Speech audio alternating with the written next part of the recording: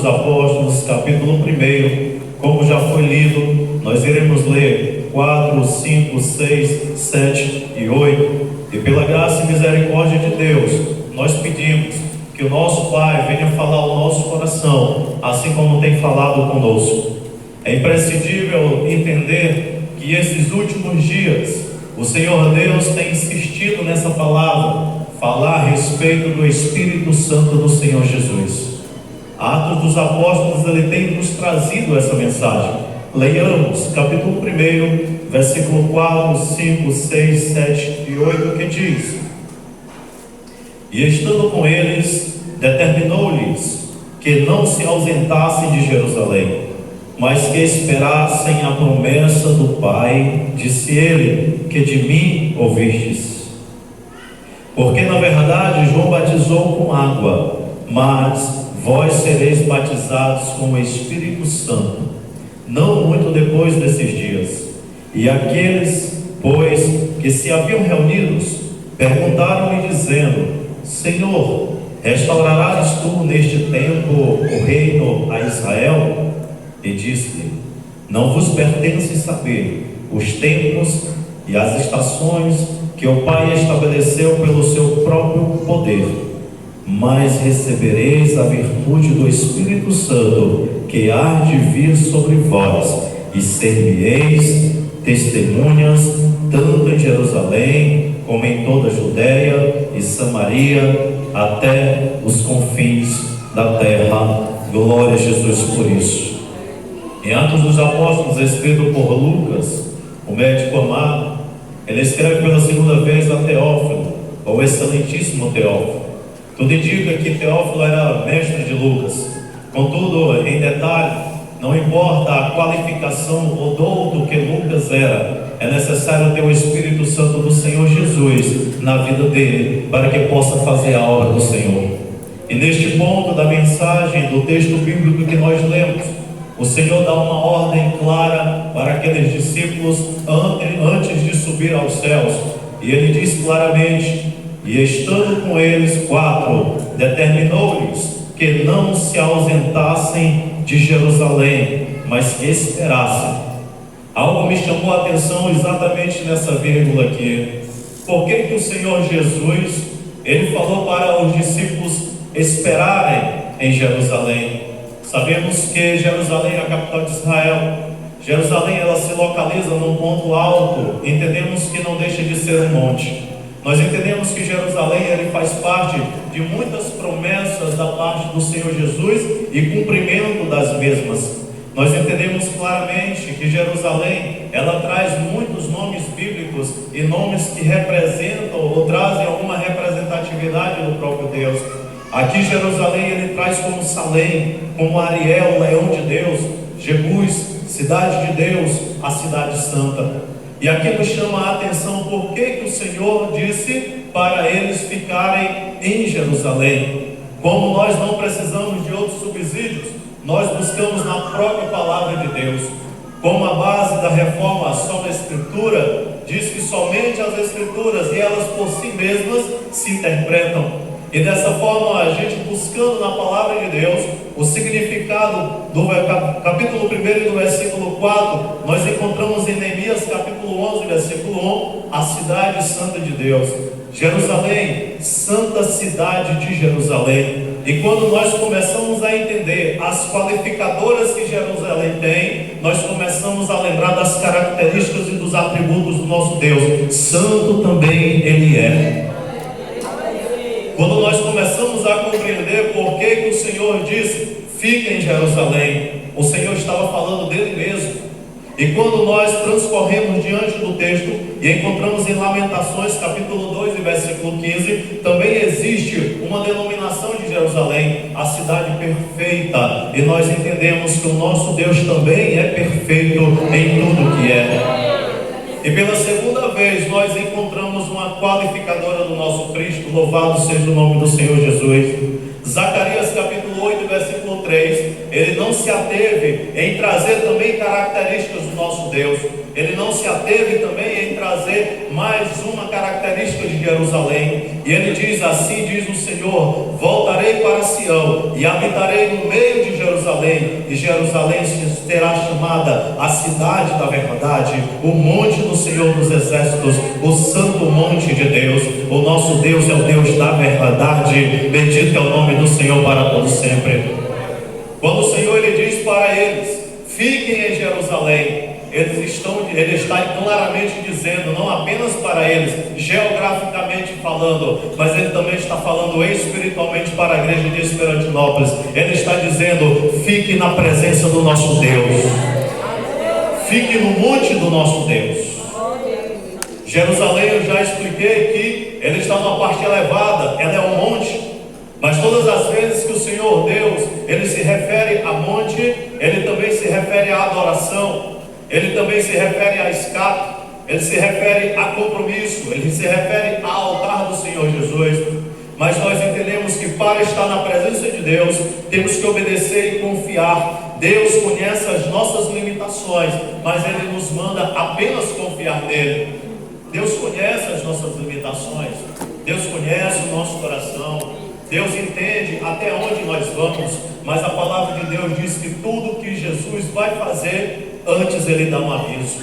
Nós aprendemos na escola bíblica dominical que o Senhor sempre anuncia antes de fazer. O Senhor avisa antes de fazer. Sabe por quê? Porque além de onipresente, onipotente, onisciente, ele sabe do presente, do passado e também sabe do futuro. E o Senhor Deus, ele nos convida a estar no monte. Abra a tua Bíblia, por gentileza, em Gênesis, a qual ele narra-nos 19 e 17. Ele nos narra a história de Ló. A história de Ló, onde ele estava fissurado no material. Ele estava fissurado, ele estava com a sua mente voltada para o material. Mas quando o Senhor Jesus, ele anuncia a destruição de Sodoma para Abrão, e Abrão intercede pela vida do mesmo, o Senhor Jesus tem misericórdia dele e resgata a família de Ló. Observe no versículo 16 que Ló estava demorando em sair da cidade, e os anjos do Senhor usaram de misericórdia, pegaram na mão de Ló, da sua esposa e das suas duas filhas, e tiraram da cidade e colocaram fora da cidade. E logo aqui ele dá uma ordem expressa para ele, não apenas uma ordem, mas 3 ordens e uma confirmação. Observe que no versículo ele diz claramente, 19 e 17 de Gênesis: e aconteceu que, tirando fora, disse: escapa-te por tua vida, não olhes para trás, não olhes para as campinas. E ele diz claramente logo mais no versículo: escape para o monte, para que não pereças a tua alma. Aqui o Senhor Jesus, ele conhecia Ló, ele conhecia as suas limitações. Primeiro ele disse: escapa-te. É o que nós estamos fazendo aqui, que um dia nós estávamos no mundo, mas nós ouvimos a voz do Espírito Santo e estamos aqui para glorificar o nome do Senhor Jesus. O Senhor Deus, ele sabia porque Ló tinha escolhido Sodoma e Gomorra, pelos atrativos das campinas que ali haviam. Foi o primeiro erro que Ló cometeu. E logo após ele diz: não olhes para trás. Nós somos convidados nessa noite a não olharmos para trás, mas olharmos para Jesus Cristo de Nazaré. E ele traz a terceira afirmativa: Ló, não olhe para as campinas. Nós somos convidados a olhar somente para Jesus e não olhar para o mundo ou aquilo que nos atrai e nos afasta de Deus, porque nós sabemos, todo crente sabe as suas falhas, todo crente sabe as suas fraquezas, mas o Senhor Deus está dizendo: por mais que atraentes sejam as campinas, olhe para Jesus Cristo de Nazaré. E logo após ele diz, igreja do Senhor: fuja para o monte, fuja para o monte, porque ele sabia que no monte ele alcançaria socorro. E logo após ele ter dito isso pela terceira vez, ele diz: para que escape a tua alma. Por isso nessa noite nós entendemos, igreja do Senhor Jesus, é no monte do Senhor, é na presença de Deus, é em Jerusalém que nós sabemos que o Senhor é santo, que nós vimos a misericórdia dele acontecer na nossa vida.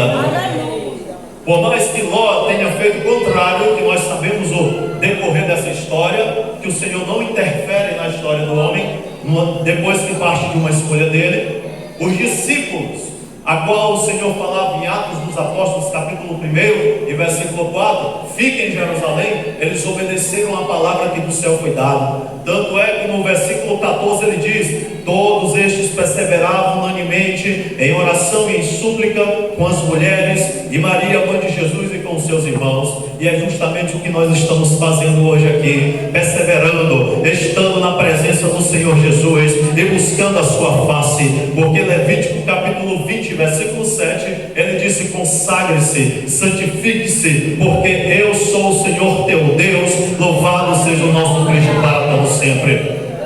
É na presença de Deus que nós vimos algo acontecer de diferente.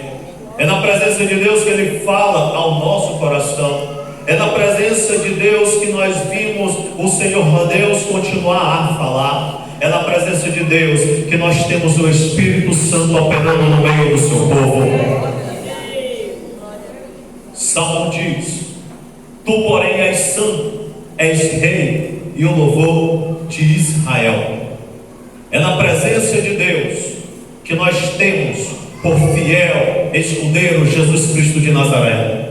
E quando nós estamos na presença de Deus, nós podemos contemplar, não da mesma forma, mas da mesma proporção, que está em Isaías, capítulo 2 e versículo 3, quando a palavra diz claramente que os serafins estavam diante dele, e tinham 6 asas, e com 2 cobriam os rostos, com 2 cobriam os pés, e com 2 voavam, e eles clamavam e exaltavam o nome do Senhor Jesus, dizendo: Santo, Santo, Santo é o Senhor dos exércitos, e a terra está cheia da sua glória. Glória a Jesus. É somente na presença do Senhor Jesus que nós podemos contemplar o quanto o nosso Deus é santo. E ali aqueles discípulos ficaram na presença de Deus. Eles foram para Jerusalém. Eles foram e continuaram convictos da sua fé.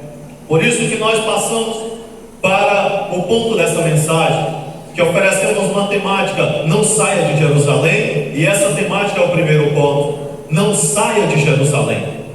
O segundo ponto dessa mensagem que vos trazemos nessa noite da parte do Senhor Jesus é: não se apresse em sair da presença de Deus.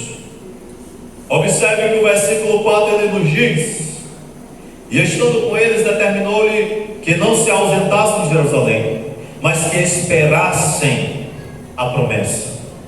Esperassem. Esse versículo ele fala fortemente, porque anos atrás, em uma escola bíblica dominical, eu estava com uma pressa horrível, que não é de Deus, para ir embora. E quando eu inventei de sair essa porta aqui da secretaria, e eu dei o primeiro passo para fora, o Senhor Deus nos trouxe esse versículo que encontra em Eclesiastes capítulo 8, versículo 3: não te apresse em sair da presença de Deus. Imediatamente eu nem questionei, mas eu voltei e vi o que o Senhor tinha para falar da nossa vida. Crente, hoje, não se apresse em sair da presença de Deus, mas usufrua dessa oportunidade que o Senhor nos dá de glorificarmos, pois nós estamos na casa do Pai, para exaltarmos o nome do Senhor Jesus, para sentirmos a sua presença. Salmo 16 e 11 diz que na presença do Senhor há fartura de alegria.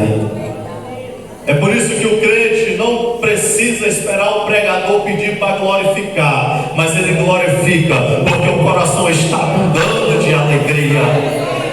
Salmo 95 e 2: adentraremos a presença do Senhor com salmos, vamos à presença dele com ações de graças.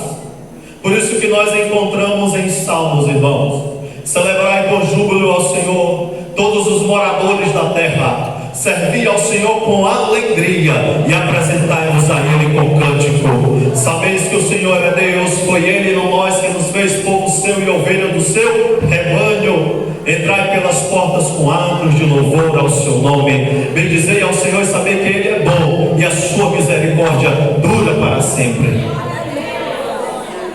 É essa oportunidade que nós temos de glorificar e exaltar ao nome do Senhor Jesus.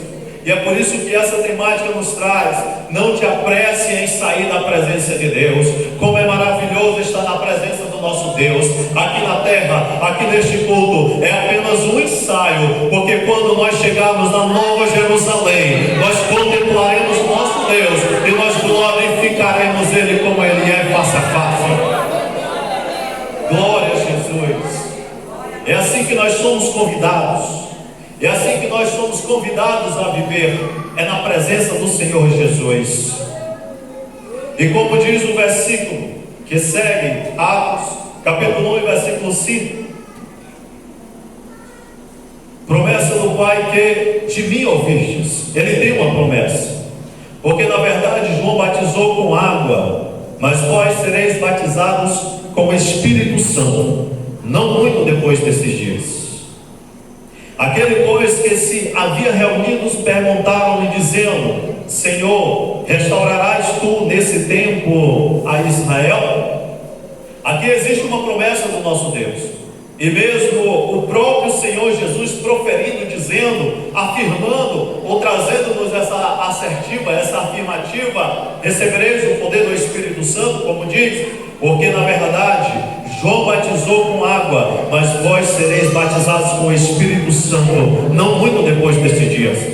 Aqui existe uma promessa clara, óbvia, e é por isso que nós deixamos a terceira temática: acredite e viva a promessa que o Senhor Deus nos deixou. Acredite e viva a promessa. É necessário não apenas acreditar. Nós ouvimos esses dias que o maior teólogo é o diabo da história da humanidade, fora o Senhor Jesus, claro. E nós acreditamos que ele acredita, só que ele não vive, porque essa promessa é para o crente fiel que aceitou a Jesus Cristo de Nazaré. Ele não tem esse privilégio é nosso. Louvado seja Deus para todo sempre. O Senhor Deus, ele nos traz essa questão de aceitarmos e não apenas acreditarmos, de vivermos. E anote essa por gentileza: o homem natural tem uma resiliência, ou uma resistência em acreditar no invisível, mas o homem e a mulher de Deus espiritual tem a gratidão por já viver o invisível e desfrutar da misericórdia de Deus na sua vida. É assim que o homem de Deus vive, o espiritual. Nós vimos que mesmo o Senhor Deus explicando e mostrando, os discípulos, eles insistiam em querer saber que tempo iria acontecer as coisas. E eles perguntam no versículo 5: restaurarás tu neste tempo o reino a Israel? É importante, irmãos, nós entendemos que o nosso Cristo, ele sempre dá prenúncios, ele sempre avisa, como assim outrora falamos aqui já essa noite. E quando nós olhamos em Atos dos Apóstolos, capítulo 14, versículo 17, ele diz que o Senhor Deus, ele dá prova e dá testemunho de si em todas as coisas boas que faz. Ele manda a chuva, ele manda a colheita no tempo certo, ele nos manda alimento e alegra o nosso coração. Nova linguagem, tradução, linguagem de hoje, ele nos fala exatamente isso. O Senhor tem nos mostrado a sua glória, o Senhor tem nos mostrado o seu poder, o Senhor tem nos dado testemunho de si mesmo. Bendito é o nome do Senhor para todo sempre. Cabe o homem a estar ligado na palavra do Senhor Jesus. Mesmo com uma promessa, os discípulos perguntavam quando ele estabeleceu o tempo. Quando nós olhamos para Eclesiastes, ou o livro do pregador, ele nos diz, Eclesiastes capítulo 3, que há tempo para tudo. Há tempo para colher, há tempo para plantar, há tempo para colher. Hoje a nossa nação, a nossa vivência, a nossa sociedade, ela é uma sociedade muito imediatista. Ela quer tudo muito rápido, ela não sabe plantar. Mas a palavra do Senhor diz que tudo é no seu tempo certo e no seu tempo apropriado. Bendito é o nome do Senhor para todo sempre.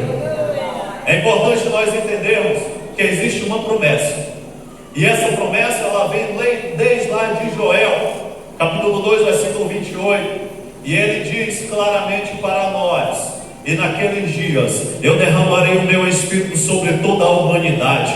Ele fala toda a humanidade, é para aqueles que se colocam na posição de servo, é para aqueles que se clamam o Espírito Santo de Deus na sua vida. E assim ele faz essa afirmação, ele não deixa ninguém de fora de forma nenhuma. Mas naqueles dias eu derramarei do meu Espírito sobre toda a carne, e os vossos filhos, louvado seja Deus para todo sempre, e os vossos filhos profetizarão, e os vossos velhos terão sonhos, e os vossos jovens terão visões. Louvado seja Deus para todo sempre. Ele não deixa ninguém de fora, desde criança ao ancião. Ele enche do Espírito Santo para servir na sua obra, para servir na sua casa, para servir para o Senhor Jesus.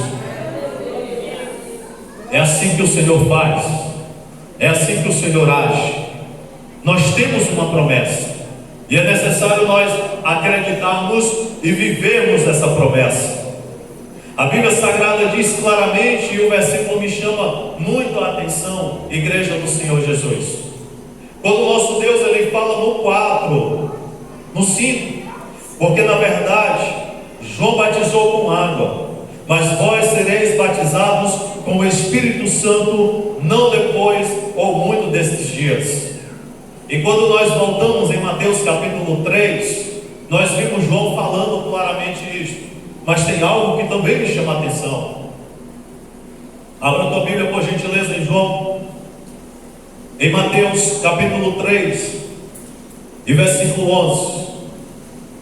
Ele diz claramente isso, igreja do Senhor Jesus, nessa noite. Eu em verdade vos batizo com água para arrependimento, mas aquele que vem após mim é mais poderoso do que eu, e eu não sou digno de desatar ou carregar as sandálias dos vossos pés. Ele vos batizará com o Espírito Santo e com fogo.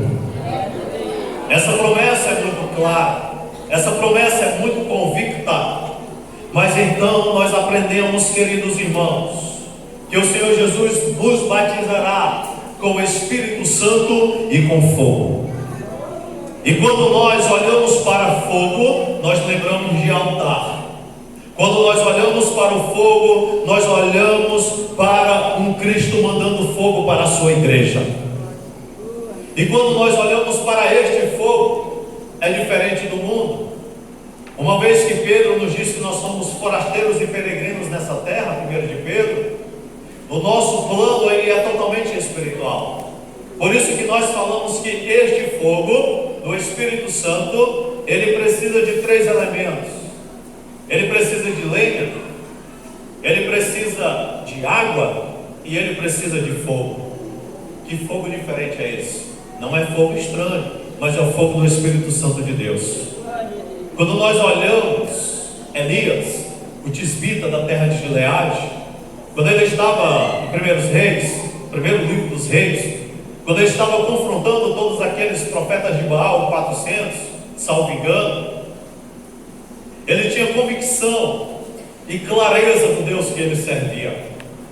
Não importa o desafio em que estejamos a viver, não importa o desafio em que estejamos a enfrentar, Elias o tisbita ali estava à frente de 400 homens que clamavam, levantavam o holocausto deles ali, e até ao meio-dia eles clamaram a um Deus morto.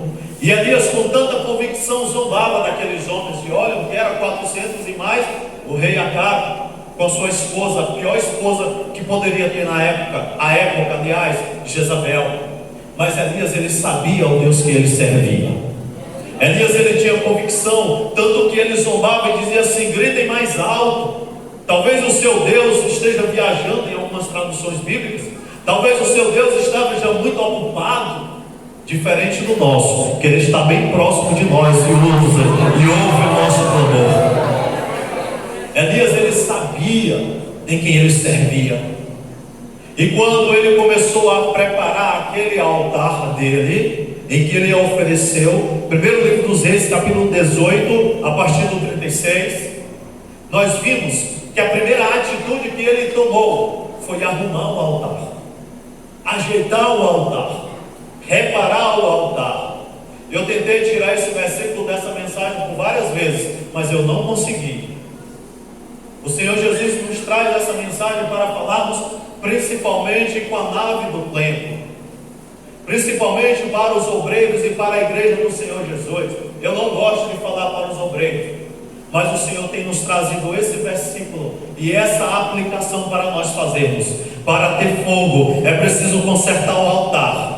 Para ter fogo é preciso arrumar o altar. Para ter fogo é preciso tudo estar arrumado, porque as coisas de Deus é com decência e ordem. Tentei tirar essa mensagem, mas não deu. E a Bíblia diz que é melhor obedecer do que sacrificar. Depois que Elias, o tisbita da terra de Gileade, chamado por Deus, ele conserta o altar. Ele prepara aquelas pedras 12 que correspondem às tribos de Israel. Ele manda trazer 4 cântaros cheios de água, obviamente, e ele manda descer uma vez, e ele manda descer outra vez, e ele manda descer pela terceira vez. 3 vezes 4, 12. E aqui eu não sei se tem mais uma interpretação escatológica, teológica, enfim, hermenêutica, mas o Senhor Deus nos faz entender que essa água, ela representa a palavra de Deus, e Ele não deixa ninguém de fora. É 12, é todos. Essa palavra é para ti, é para mim, para edificar a nossa vida. Louvado seja Deus para todos sempre.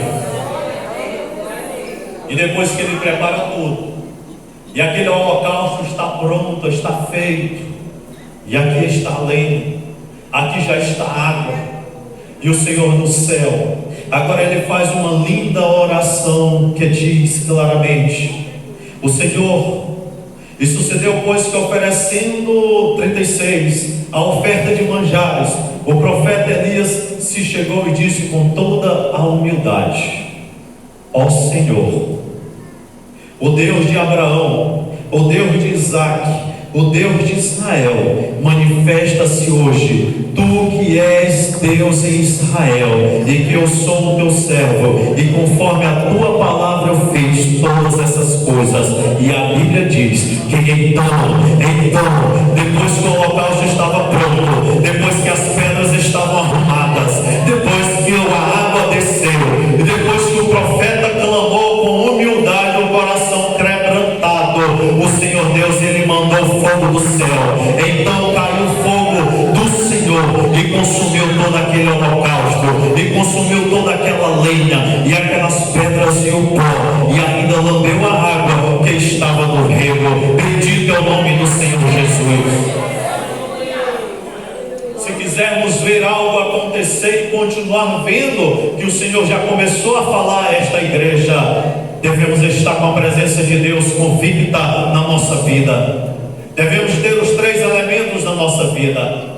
Depois que estamos na presença do Senhor e não saímos de Jerusalém, depois que nós não nos apressamos em estar na presença do Senhor Jesus, depois que a palavra do Senhor tem trazido essa mensagem, nós passamos para o terceiro ponto dessa mensagem, o 4º ponto dessa mensagem: seja cheio do Espírito Santo e com fogo. A igreja do Senhor Jesus tem que ser cheia do Espírito Santo e com fogo. E esse é o último ponto da mensagem. Quando nós vimos nas Sagradas Escrituras, em João, quando o Senhor Deus ensinava os seus discípulos ainda, Ele disse claramente e obviamente na sua palavra, João capítulo 20, versículo 21, disse-lhe pois Jesus outra vez: a paz seja convosco, como o Pai me enviou, eu também envio a vós. E ele diz claramente: e havendo dito isto, assoprou sobre eles e disse: recebei o Espírito Santo.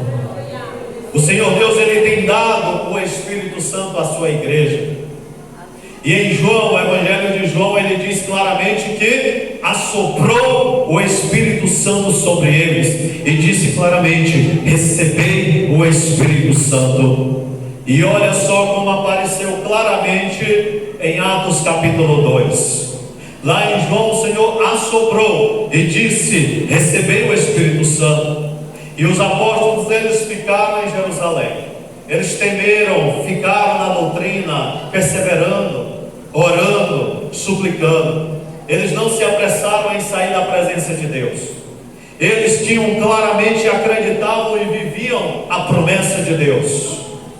E eles, sem sombra de dúvidas, o resultado não foi diferente. Como diz claramente Atos dos Apóstolos capítulo 2, e cumprido o dia de Pentecostes, estavam todos reunidos no mesmo lugar, da mesma forma que esta igreja está aqui, reunidas no mesmo lugar. E de repente, lá em João, o Senhor disse que assoprou e disse: recebeu o Espírito Santo. E olha só o que acontece aqui claramente. E de repente veio do céu um som como de um vento, como de um vento veemente e impetuoso, e encheu toda a casa em que estavam assentados, e foram vistas por ele línguas como que repartidas de fogo, as quais pousavam sobre cada um deles, e todos foram cheios do Espírito Santo de Deus. Por isso que nós dizemos nessa noite: quem abre a boca para glorificar, quem fica na presença do nosso Deus, quem clama ao nosso Deus, não tem outra. Essa promessa é para nós, essa promessa é para ti, essa promessa é para mim, essa promessa é para o ministério. Deus maravilhoso, venha encher de graça, venha encher de bênção, porque a igreja continuará crescendo, a igreja continuará expandindo. O Espírito Santo é uma continuação da obra do Senhor Jesus aqui na terra. O desejo dele é que sejamos cheios do Espírito Santo de Deus. Nós por nós mesmos não temos a capacidade de convencer o homem de forma nenhuma, mas em João capítulo 16, versículo 8, ele diz claramente que depois que o Espírito Santo vir, e nós acreditamos